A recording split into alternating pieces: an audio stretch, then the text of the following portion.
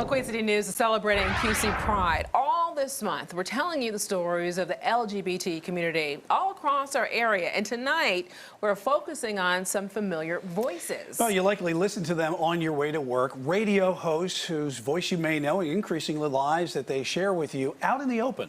And Derek Dellinger tonight had a chance to speak with them all.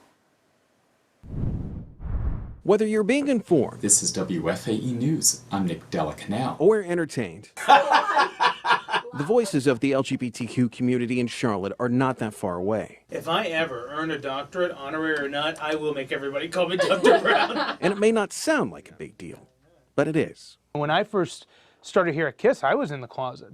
And there was a lot of weird pressures. It was, you know, they wouldn't fire me for being gay, right? But it's that I did come out of the closet and my audience hated me and ratings tanked. Well, I lose a job. Roy Brown is the Roy in the Manny, Roy, and Loren morning show on KISS 95.1.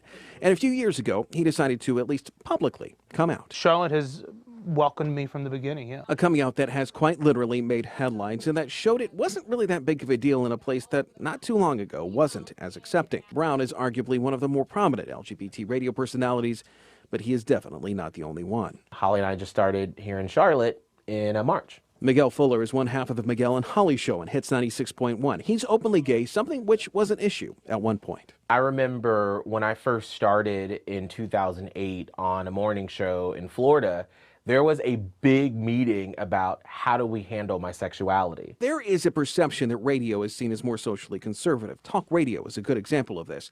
But most radio stations and the music they play make a point of targeting towards specific audiences, and they want to be as broad as possible. Slowly but surely, though, it's changed. Fuller says he eventually came out publicly. And nothing ever happened. Nick Delacanal's journey is a little bit different. He works for Charlotte NPR station WFAE. He grew up in the Queen City and he's been out his entire professional career. Growing up in North Carolina, I never thought that I would be able to get married. A notion that has certainly changed, and he's seen the Charlotte area change along with it. When I went to Myers Park, you know, there were only maybe 3 or 4 kids in the Gay-Straight Alliance, as I remember it.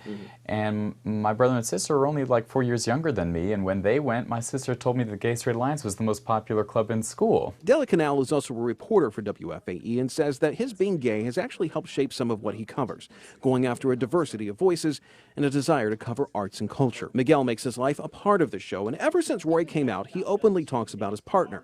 Part of being out and living that truth is also following your heart. For Roy, that also means he will soon be leaving KISS 95.1 and on his own terms. I am leaving the Mandy, Roy, and Loren morning show because an opportunity with my partner's job came in Cincinnati. This opportunity that came up, we felt is the best for our family, long term. And while he may be departing, there is one important note here: visibility. It may sound like an odd term in radio, but it means so much to those we spoke with, especially since they can be a voice to those who are struggling or still trying to figure out who they are. They see that in you and they go, oh, that's a person who has a platform, who are all these things that I am.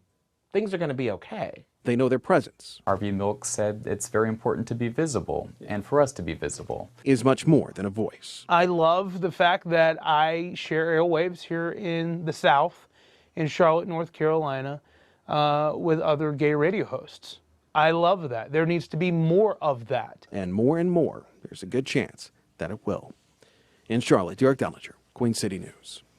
Derek, thank you for that story. Only Derek Dellinger can break news within a news story. You know, that's our Derek. All right, well, if you missed any part of our Queen City Pride Report, we have full coverage on our website at qcnews.com.